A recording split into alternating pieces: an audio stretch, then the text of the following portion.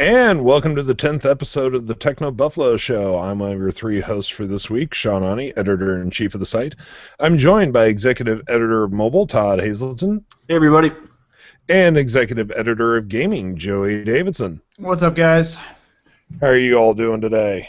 Good. Good. This is good. Suffering through this E3 scheduling, man. Yeah, right before the show started, Joey got his invite for an Activision appointment, so he was scrambling to lock that in. Yeah, we'll see what happens here. It sounds like E3 is going to be an interesting year. It's well, first off, the post just went live on the site. We have to address what is Rockstar working on. I mean, seems pretty obvious to me. Take-Two reported like billions in terms of profits between Grand Theft Auto 5, of course, which made them a metric ton of money, and Bioshock Infinite did really well, which is good news, although that franchise is kind of a question mark right now. I know Take-Two is going to continue it, but they also announced in that investor call that Rockstar is going to have a game for 2015. I don't think it'll be a Grand Theft Auto. We all know that those games are so few and far between that releasing one so early would be kind of weird. Sean and Todd, I was talking in the pre-show. I really hope it's Red Dead, just a Red Dead sequel. So do I. Red Dead Revenge. Let's see it. I have crossed my fingers and my arms. Yeah, I totally agree. I don't think we'll see anything official for a little while, but just, man, I need more Red Dead in my veins. I love that game. My whole question, though, is please don't let it be Jack. And could we possibly go back and do a prequel of what John was doing before Redemption? Oh, no, I hope it can be Jack as long as they retool the character and make him less annoying.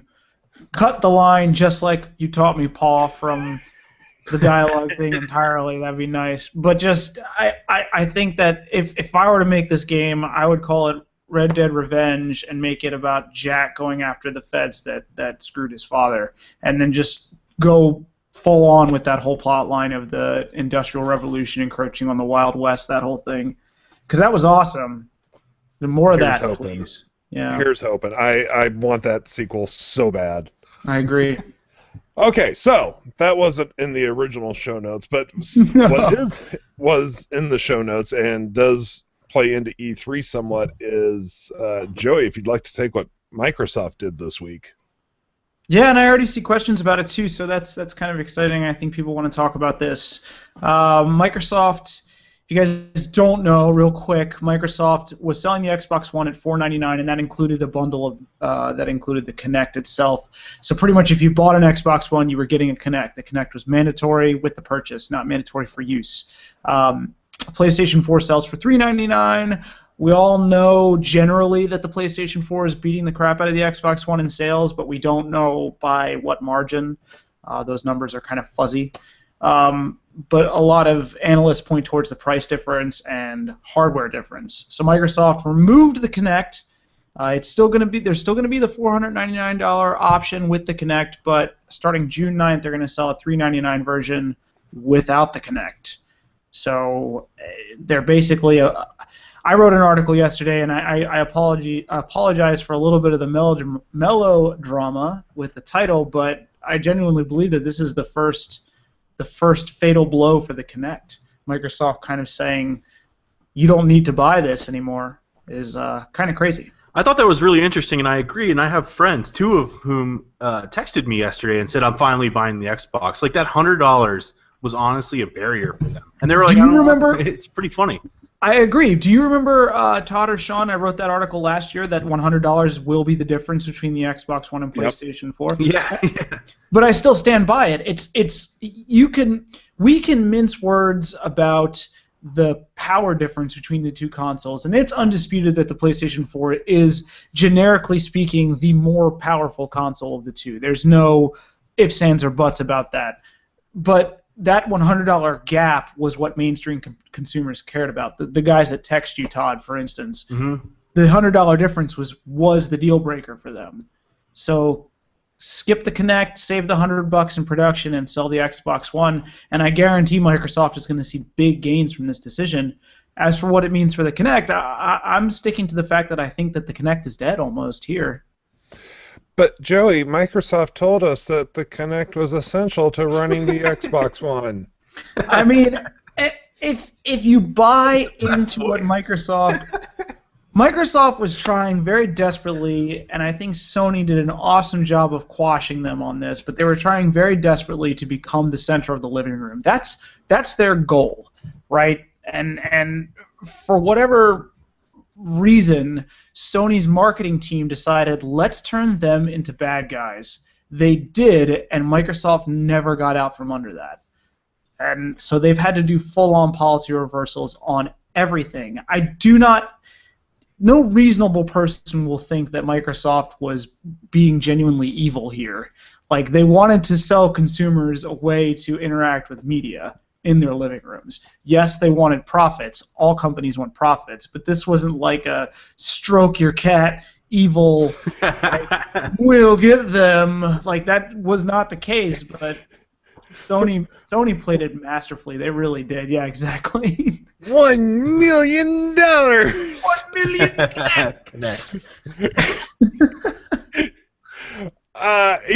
The guy I feel the worst for is Major Nelson. Oh. that poor guy, had to go out there after E3 last year and, try to sell everybody on the idea that you had to have the internet connection to verify your system every 24 hours. Right. He had to sell you on the fact the Kinect was essential to the system. Right.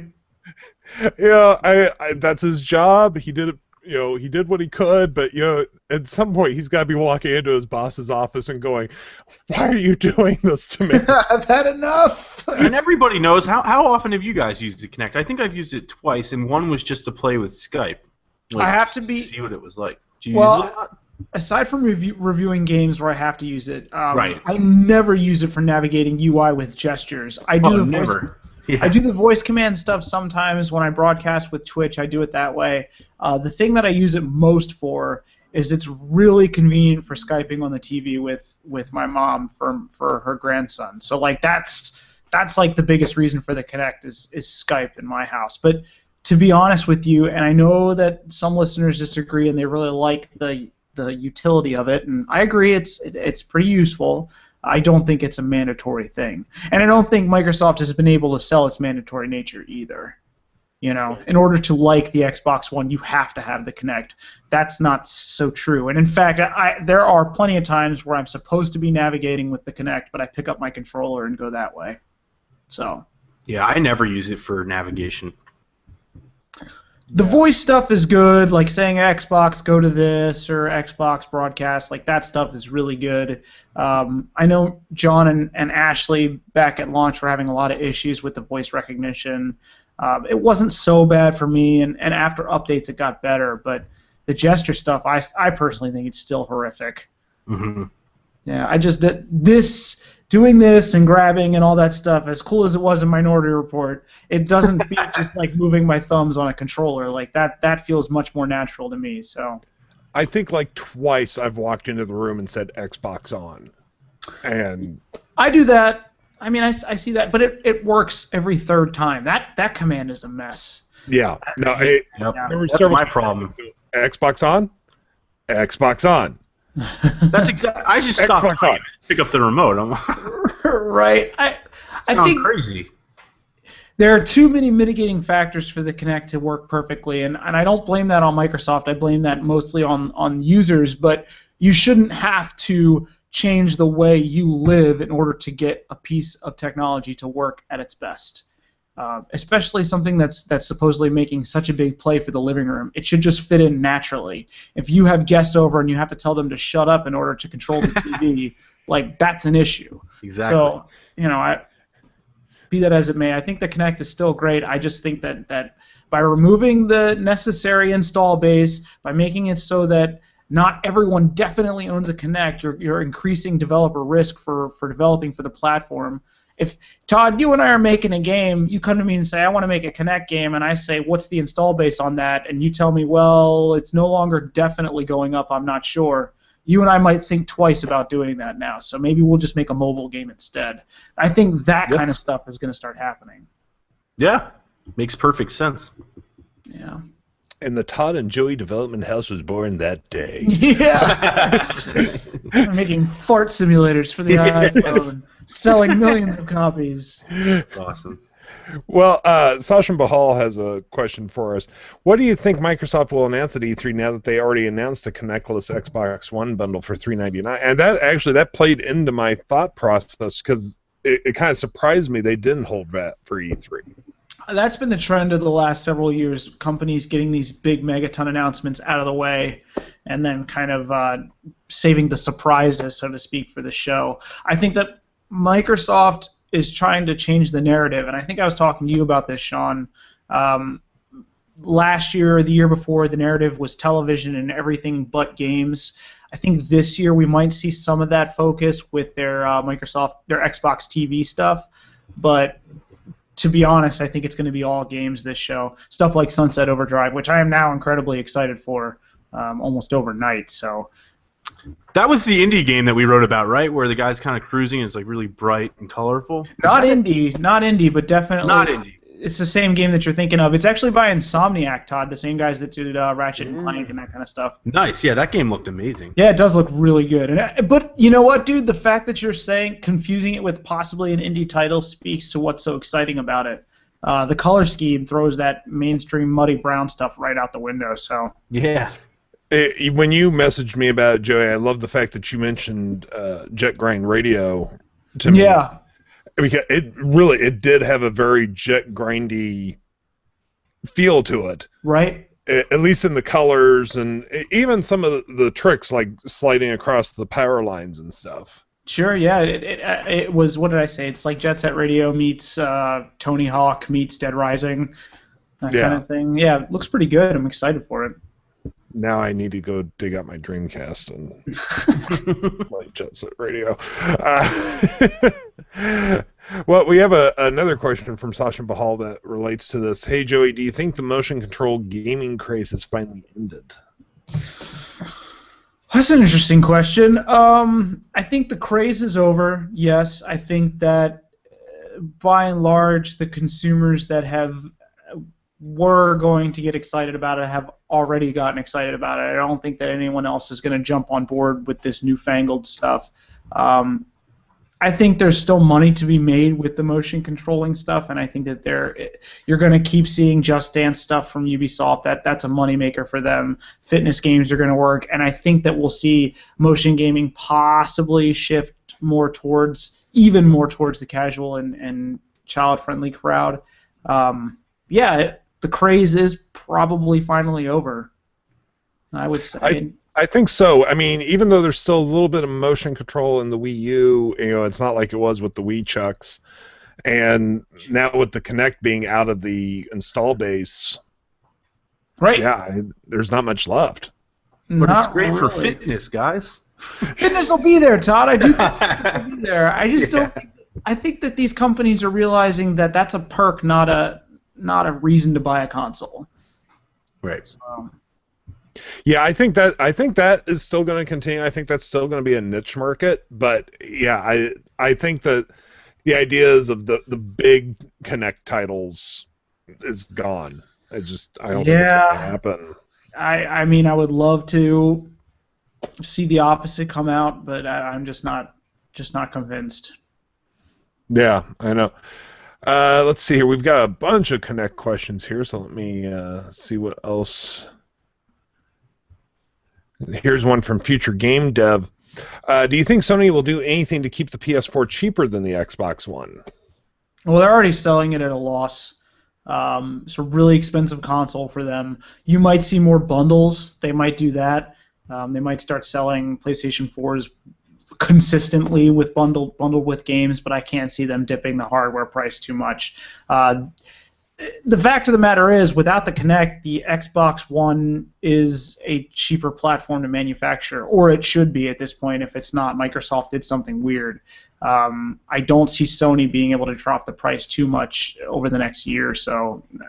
I just don't see it happening. And why should they? They're so successful right now. I don't even think they're going to feel the hurt from Microsoft's recent decision. Yeah, I don't think so either. I mean, I think a lot of people that were intent on getting a next generation console at the beginning went for the PS4 in general. Yeah.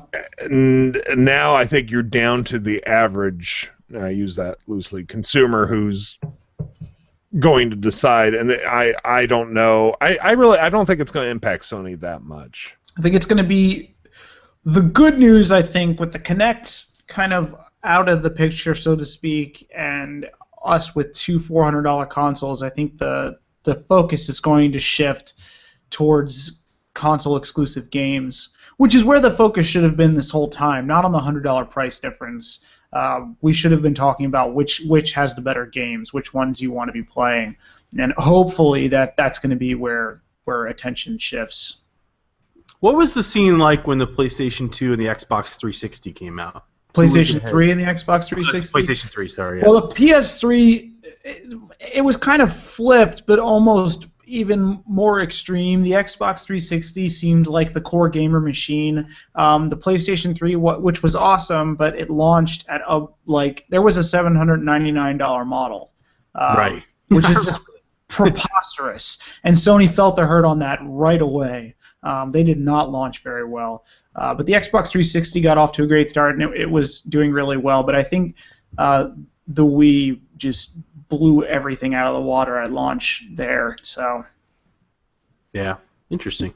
It's been an interesting couple of years because the narrative was definitely flipped from the PS3, Xbox 360, because PS3 seemed like the non-friendly one at the time due to the pricing.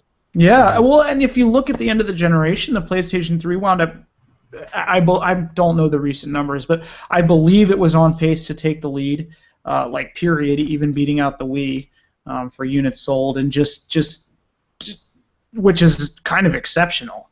I think the PlayStation 3 wound up being the best console of the last generation simply for exclusives and hardware delivery, but I mean, now I don't know. I don't know what to think. I know that the Wii U's in trouble. The Xbox One and the PlayStation 4, I mean, both are off to awesome starts, so we'll see. Talk about that, a great deal with the Wii U, though. Mario Kart 8 coming with a free game. Yeah, that was our review will be up for Mario Kart tomorrow, so I've been playing through that for Nintendo. There is this understanding amongst game reviewers that if a company gets you a game early, it shows confidence in the title. They're not going to send it out to you 3 weeks in advance if they have any doubts about it. And Nintendo got us Mario Kart like the first couple days of May, basically almost a full 30 days from release. That's crazy. The last big release window I saw like that was Uncharted 2, where Sony got that out like 4 weeks before release too. So there's a lot of confidence in this game, and I think that the confidence is sort of justified. I don't know if it's going to save the Wii U, but it's going to be good for them. So. And before anyone asks in the questions, no, Joey cannot talk in detail about Mario Kart 8 until tomorrow. Right. Yeah. But there will be a full review tomorrow, so make sure to check out TechnoBuffalo for that full review. One more question in this area before we move on. From John Fick, what do you think about Sony's Project Morpheus? Will that craze replace motion controls? Price is going to be the dictator there. I mean, if Oculus and Sony can make virtual reality an attractive thing, both in terms of price and game quality, I think it could be a big craze that, I don't know about replacing motion control. Motion control was appealing mostly because the casual market saw it and instantly connected with it. There was just this instant understanding of, I want to swing a tennis racket in the game, so I swing my arm like a tennis racket. Like, that was instantly gratifying and understandable to them. I don't see virtual reality having the same effect. Hopefully it'll be like a more successful version of 3D TVs. I'm not sure. Yeah, I agree with you, Joey. It's going to come down a lot to price. And I mean, the first test videos I've seen of Project Morpheus, it looks impressive, but I also am not going to be walking around my living room, not being able to see where I'm going and tripping over an ottoman. I can see my mother playing like Wii Sports. I can't see my mother doing Project Morpheus stuff. So I know that's anecdotal, but that's the difference between this and motion control for me. I agree. Well, one other topic we wanted to touch on this week is that, Todd, yesterday the Moto E was announced at $149. $129. Excuse me. World of difference, actually, when you're talking about this price range. But yeah, $129 for a smartphone. Yes, it does lack a front-facing camera, but looking at the video you shot yesterday in the hands-on, from as smooth as it was, you couldn't have told me that was a $129 phone. Yeah, it's really impressive. A lot of the hardware specs are pretty, low end. Snapdragon 200 processor, dual core, 5-megapixel camera on the back. I'll take it out of the box here, but it's funny. I still have it because I'm sending it to John, but the price of this smartphone to send overnight, I mean, you might as well just buy it again, right? Which is why I still have it. Yeah, normally when Todd gets a phone, we overnight it to Irvine, but we were like, it's a $129 phone. So here, I'll give you a quick look. It's upside down. Yeah, so it looks really similar to what we've seen before. It lacks the front-facing camera, which I think is kind of strange considering a lot of the market, I think, in the United States, in developed smartphone markets, I think it's sort of like a teenager device or, maybe for the elderly that are upgrading from flip phones, and that's what Motorola is targeting. In emerging markets, I think also a youthful audience, so to not have sort of the selfie cam seems like a missed opportunity, and it's so cheap. Yeah. Like the front-facing camera module, is very cheap. So they didn't have an answer when I asked them why they didn't include that. Otherwise, really solid. It has Corning Gorilla Glass 3 display, so really scratch resistant. And they said they did a lot of drop tests. It's water resistant and stuff like that. So for $129, it's actually built really well too, which you don't see often. That lack of front-facing camera for a budget phone in this part of the world is kind of a red flag raiser. Right. I totally agree. Yeah, it's kind of crazy. But I think in developing countries where maybe selfies haven't caught on, but I agree. What's a front-facing camera module? Like $5? Yeah, it's got to be super cheap, maybe even cheaper than that.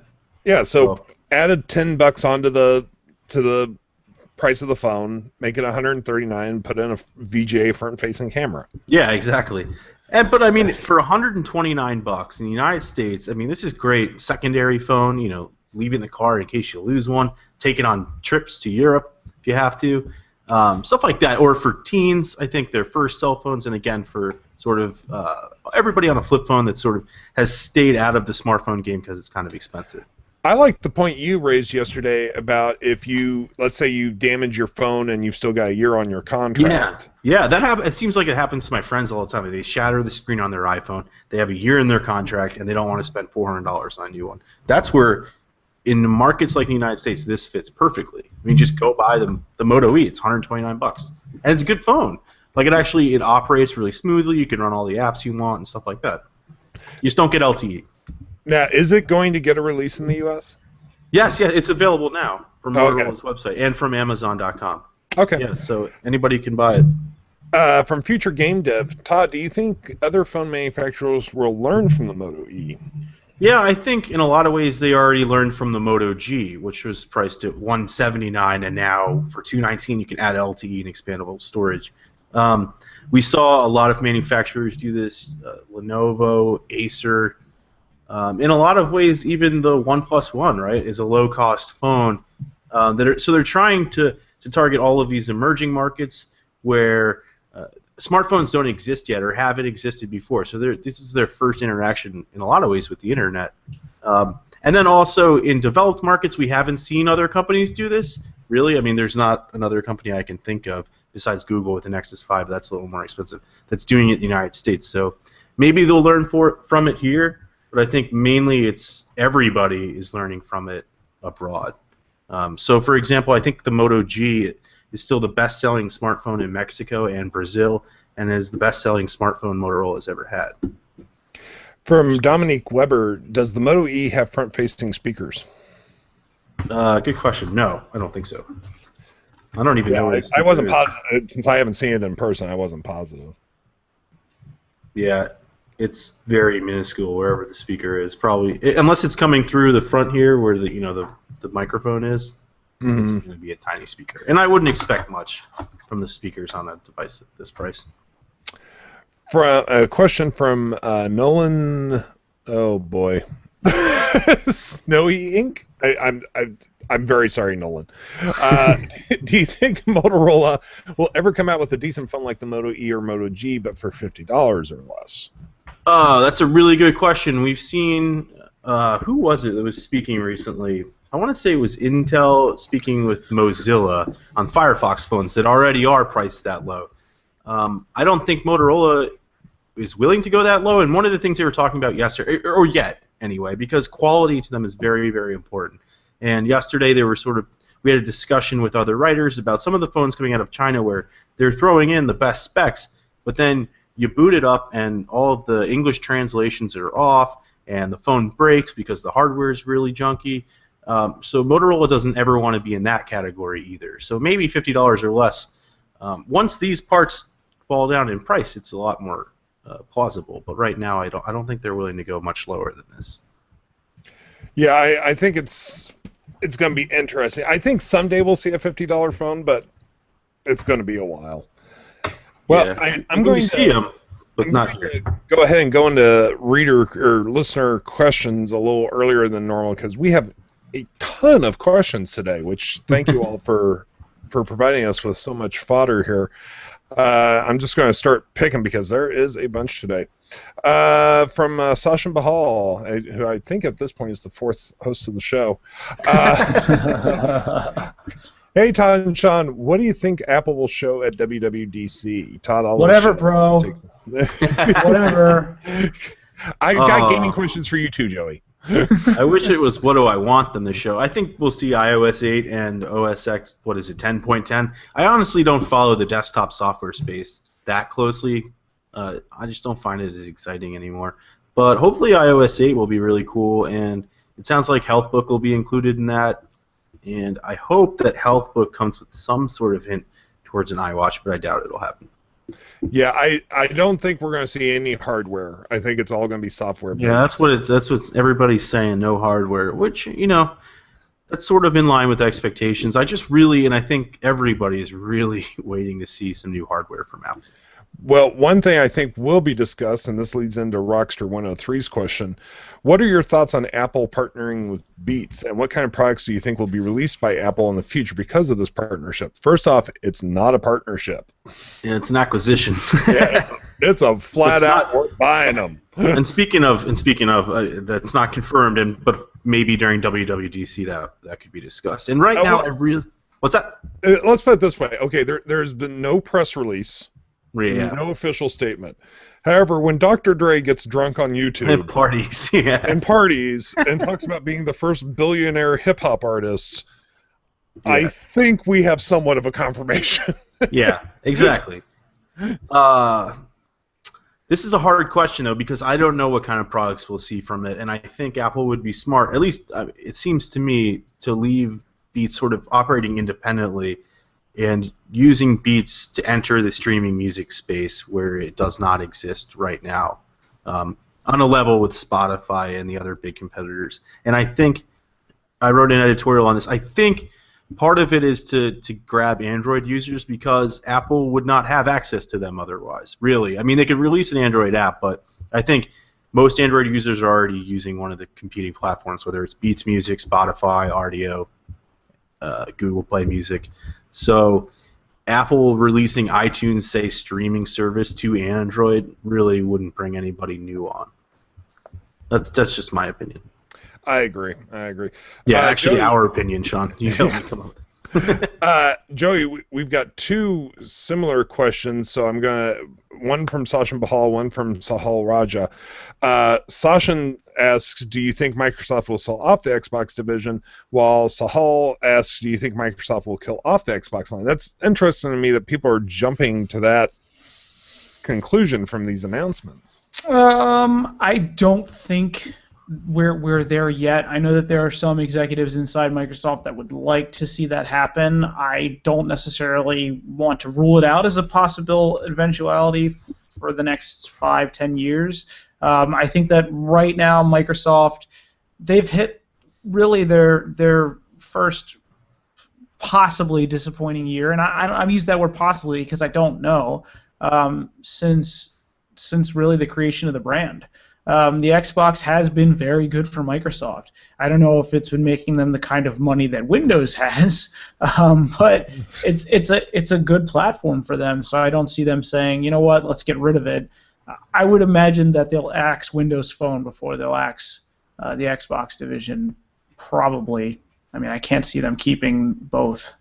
Okay, here's the best way to know if the Xbox is in trouble. Is if Major Nelson comes out at E3 and says, no, there's no way we're getting rid of the Xbox. Yeah, right. Oh, jeez. Right.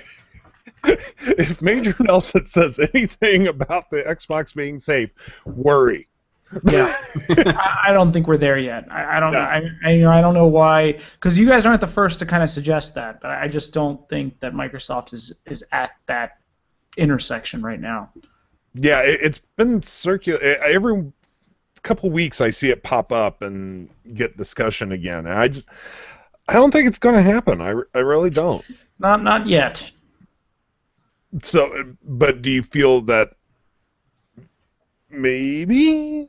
In the grand scheme of time, yeah, I think it's possible. I mean, I also think it's possible that Sony goes bankrupt and PlayStation gets picked up by Disney. I don't know. I can see all of that stuff possibly happening. I just don't know when. Okay, so when can I get my Mickey Mouse skin PS4? Probably on right Amazon. Now. Right now, yeah. Oh, Lordy.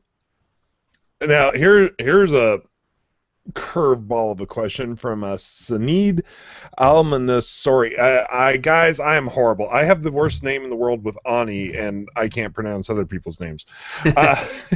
Do you think it is possible for Microsoft and Sony to create a partnership in the future? I don't want that. Specifically from a video games perspective, these are two companies that make a whole buttload of products, and I don't see them partnering up or merging together, which would take a monumental effort. People suggest sometimes that Microsoft should buy out Sony or Sony should buy out Microsoft or whatever, specifically for the PlayStation and Xbox stuff, but I think that ultimately that would be bad news for us as gamers. Let's just toss any allegiances out the window real fast. Whether you like the Xbox or the PlayStation or the Wii U or whatever, ignore that. Recognize that these companies competing is the best thing for us. They have to make decisions that please the crowd, and that's what we want them to do. If these two companies partner up and start selling the same console and the same games, there's no reason for them to really innovate. There's no reason for them to drop prices. There's no reason for them to go crazy with exclusives. We don't want that stuff. We want them to stay separate and competitive. So I need to throw out my allegiance to the Sega CD drive? You can keep that if you want. Oh, okay, thank you. You were saying we had to throw out allegiances. It's coming back. I'm telling you, it's coming back. Right along with the Power Glove. Yeah. Big fan of both. Speaking of motion control, right? From Future Game Dev, when will we see more TechnoBuffalo staff on the show? We had John Q a while back, but nobody since. That will happen. The biggest problem is scheduling, because this does take three of us out of the rotation of getting real work done. Right, and we're on East Coast time. Yeah, we're on West Coast time. Yeah, that's part of the problem. It would have to, basically, I would have to eliminate the East Coast guys to get the West Coast guys on. It's a whole... They're still eating their Eliminate us? Cheerios. It's gonna kill us, Todd. Eliminated. They're still eating their Cheerios over there on the West Coast. Complaining about traffic and eating breakfast. Talking about the 405. Yeah, bro. Todd, since you've been out there, did you notice that you did slowly morph into a cast member from the SNL sketch? Yeah, it's just like, I'm like reading the instruction or the map before, like on my iPhone before we go. All right, we gotta take 405 PCH. And you can't say the PCH, right? Like you can only say PCH. Yeah, yeah, yeah. No, it's horrible. You just the second you get out there, it seems like the only thing you ever talk to anyone about is traffic and how you got somewhere. The biggest commute of my day are those steps right back there. Sometimes my dog is sitting on them, which causes a 2-hour backup. I don't know. I don't even have a commute. It's like across my living room. I live about No 300 stairs. feet away from my office. I once did actually have a 2-hour commute because a tree fell across the road. Oh gosh. And I had to chop the tree up so like the mail truck could get down. Wow. That's awesome. Instantly grew a beard. Where do you think this came from? But, since we already discussed WWDC, from Sasha Bahal, what do you think would be announced at Google I/O 2014, Todd? Well, next version of Android, right? 4.4.3, I think. KitKat. And then there's been some references to the new Nexus 6 or something from HTC possibly, or a tablet. The Google Molly, which is supposed to be the set-top box, a real one, I guess, to compete with the Fire TV. And I think we'll see finally Android Wear hardware and actually play with the Moto 360 and the G Wear from LG and stuff, or G Watch. So I don't know. I think hopefully advancements to Android, some new hardware, but maybe the last. I don't know if the Nexus program's going to die and they're going to move to Android Silver or not. Could be the last, and then wearables. So we'll see.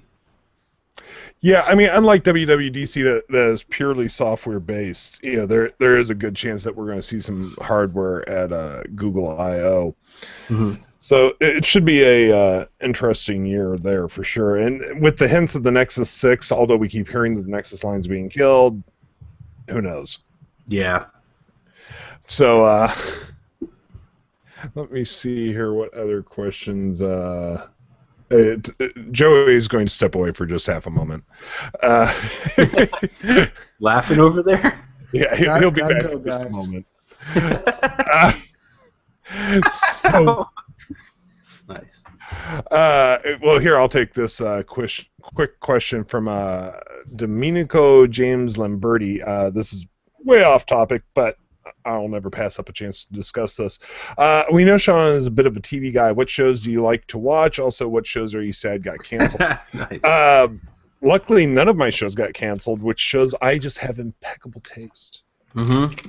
Yeah. Wait, I thought, what was that Western show on HBO that you liked? Well, no, he's talking this season. Oh, this season. Yeah, no. If we want to go back and talk about Deadwood being canceled, I'll just start bawling right here on the show.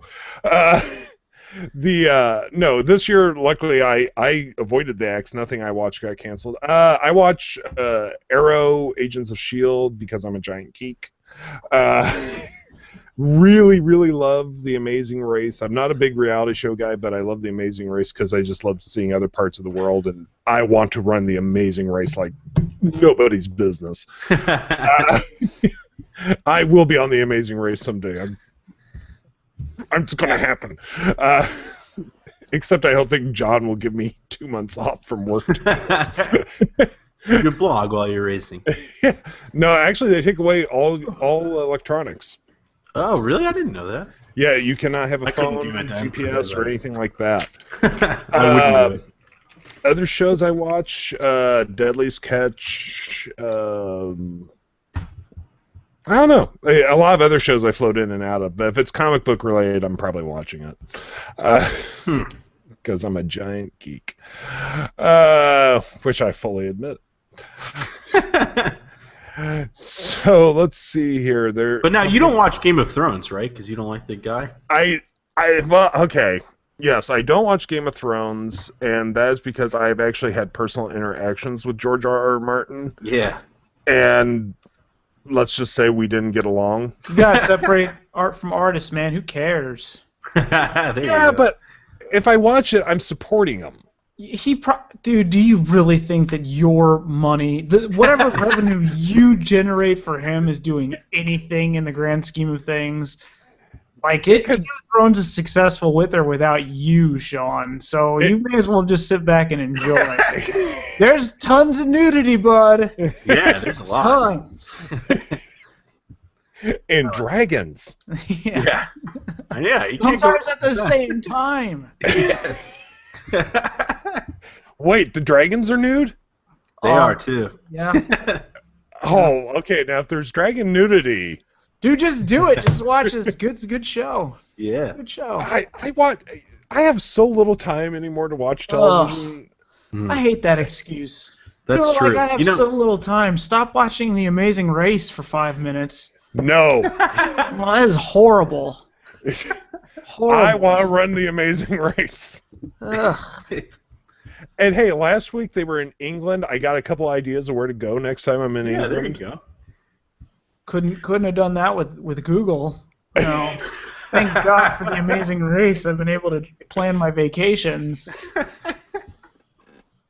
Oh man. That's the last time I ever let Joey take a break. I come back all salty. Ugh. And then I guess the dog left something on the carpet. No. Oh. Once I get started, I can't stop. From Sasha Bahal, do you think Microsoft should have done the Connectless Xbox One from day one, and why was this announced before E3? Okay, well, we already covered the second part, but I think I know the answer to the first part, Joey. What's the answer? I'd like to hear. Yes, right? Yeah, they definitely should have done it with the Connectless from day one. Yes, they should have done in hindsight being 2020, but the issue is that Microsoft was trying to.